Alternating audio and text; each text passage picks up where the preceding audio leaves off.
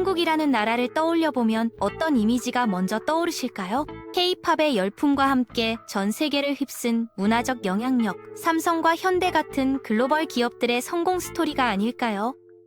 불과 60년 만에 세계 최빈국에서 선진국 대열에 합류한 놀라운 경제 성장도 빼놓을 수 없죠. 하지만 최근 벌어진 계엄령 선포와 탄핵 사태를 보면서 많은 분들이 의문을 품으셨을 겁니다.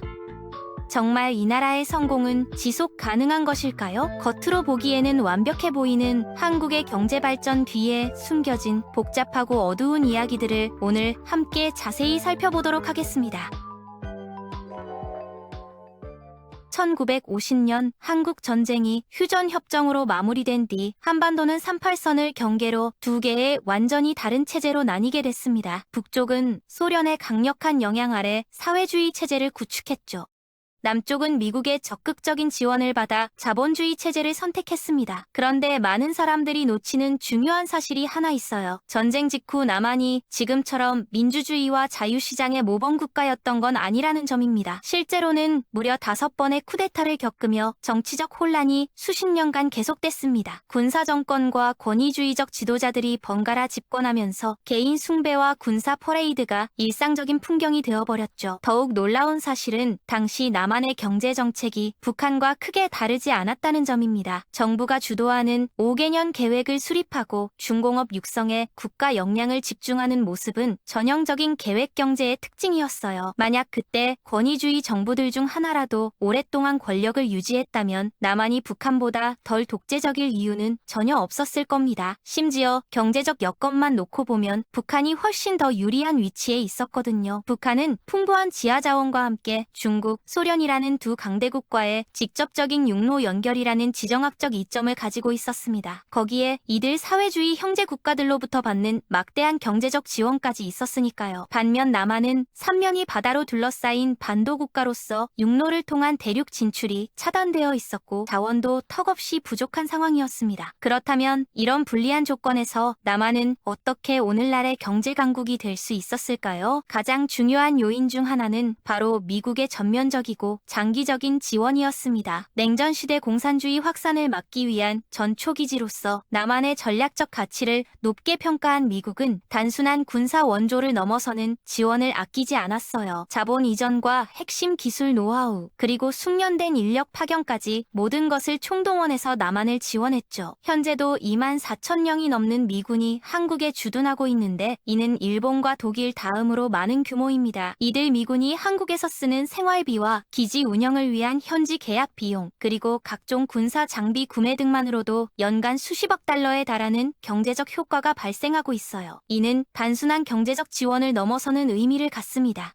1980년대 후반부터 시작된 정치적 자유화도 남한 발전의 결정적인 전환점이었습니다. 오랫동안 억압되었던 시민권이 회복되고 공정한 선거가 정착되기 시작하면서 사람들은 더 많은 경제적 자유를 누리게 됐거든요. 국가도 폐쇄적인 체제에서 벗어나 국제사회에 적극적으로 참여할 수 있게 됐죠. 흥미롭게도 한국과 중국의 경제 개발 개방 시점이 거의 동시에 이루어졌다는 점도 주목할 만합니다. 중국의 덩샤오핑이 말했던 것처럼 말이에요. 일부가 먼저 부자가 되어야 나중에 공동 번영이 가능하다는 논리가 한국에서도 그대로 적용됐습니다. 특정 기업들이 정부의 특별한 보호와 각종 특혜를 집중적으로 받으며 먼저 성장하게 되는 구조가 만들어진 거죠. 바로 재벌이라고 불리는 대기업 집단들의 본격적인 등장입니다. 삼성, 현대, LG, 금성 등은 창립 당시부터 민간 기업의 형태를 띠고 있었지만 실제로는 정부로부터 독점적 지위와 상상할 수 없는 각종 특권을 부여받았어요. 한국 전쟁으로 완전히 파괴된 산업 기반을 단시간 내에 재건하기 위해서는 대규모 투자와 초고속 성장이 절대적으로 필요했습니다. 정부는 이들 기업에게 필요한 모든 자원을 아무런 조건 없이 집중 지원했죠. 그 결과 이 기업들과 창업주 가문들은 일반인들로서는 상상조차 할 수 없는 천문학적 규모의 부와 막강한 정치적 영향력을 단시간 내에 축적하게 됩니다. 심지어 수십 년간 교체되어 온 여러 정권보다도 더 일관된 일관되고 지속적인 경제 권력을 유지하고 있을 정도예요. 한국이 1980년대 후반 세계 무역 시장에 본격적으로 뛰어들 때의 타이밍도 정말 기가 막혔습니다. 그때까지 기술력을 충분히 축적할 시간이 있었고 노동 비용은 여전히 국제적으로 경쟁력이 있는 수준이었거든요. 게다가 중국이 세계의 공장으로 본격 부상하기까지는 아직 10년 정도의 여유 시간이 남아 있었습니다. 특히 한국이 국가적 역량을 집중한 조선업, 전자산업, 자동차 제조업 등의 분야에서 말이죠. 1985년 플라자 합의의 영향도 컸어요. 이 협정으로 인해 일본 엔화의 가치가 급격히 상승하면서 상대적으로 저렴해진 한국 제품들이 국제시장에서 일본 제품들을 하나둘씩 밀어내기 시작했습니다. 한국 기업들에게는 정말 절호의 기회가 찾아온 셈이었죠. 하지만 이런 급속한 성장 과정에서 심각한 구조적 부작용들이 서서히 축적되기 시작했습니다. 재벌 기업들은 분명히 국가 산업 발전을 이끄는 효과적이고 강력한 도구였지만 동시에 심각한 문제도 안고 있었어요. 국유기업의 모든 단점과 사익만을 추구하는 민간 기업의 모든 문제점을 동시에 가진 기형적인 괴물이 되어버린 겁니다. 더 큰 문제는 이들이 소비자에 대한 독점력보다는 오히려 노동자들에 대한 절대적 독점력을 갖게 됐다는 점이에요. 대기업이 중소기업보다 2배, 3배 많은 급여와 복리 후생을 제공하다 보니 이런 회사에 취직하기 위한 경쟁이 상상을 초월할 정도로 치열해졌습니다. 이는 사회 전체의 구조를 완전히 바꿔놓은 변화였어요. 사람들은 명문대학 진학을 위해 십수년간 혹독한 입시 경쟁을 견뎌낸 뒤 졸업과 동시에 대기업 입사를 위한 또 다른 극한의 시험을 준비해야 하는 상황에 내몰리게 됐습니다. 의사나 변호사 같은 전문직이 되는 것 외에는 이런 대기업에서 일하는 것만이 성공한 인생의 유일한 길로 여겨지게 된 거죠. 이는 단순한 사회 문제나 개인의 선택 문제를 넘어서 국가 경제 전체에 치명적인 악영향을 미치는 심각한 경제적 문제로 발전했습니다. 창의력과 혁신 능력을 갖춘 재능이 있는 인재들이 모두 기존 대기업으로만 몰려가게 되면서 말이에요. 새로운 기술과 혁신적인 아이디어를 바탕으로 한 스타트업이나 벤처기업이 생겨나기 극도로 어려운 환경이 조성되어 버린 겁니다. 이는 장기적으로 국가 경쟁력에 치명적인 타격을 줄 수밖에 없는 구조적 문제예요. 자본 배분과 금융 시스템 측면에서도 문제가 더욱 심각합니다. 재벌 기업들은 조선업처럼 수조원 단위의 엄청난 초기 투자가 필요한 중화학 공업으로 사업 영역을 무분별하게 확장하면서 상상을 초월하는 규모의 부채를 떠안게 됐어요. 하지만 이들은 규모가 워낙 커서 실패하기에는 너무 크다는 사회적 인식과 정부의 암묵적 보장 때문에 은행들로부터 비교적 쉽게 대출을 받을 수 있는 특권을 누리고 있습니다. 반면 혁신적인 아이디어를 가진 중소기업들은 담보나 신용 부족으로 자금 조달에 극심한 어려움을 겪고 있어요. 그 결과 한국의 정부 부채 비율은 OECD 선진국 평균보다 상당히 낮은 편에 속하지만 기업 부채는 세계 최고 수준에 달하는 기형적인 구조가 만들어졌습니다. 이는 경제 위기 시 정부보다 민간 기업의 파산 위험이 훨씬 높다는 것을 의미해요.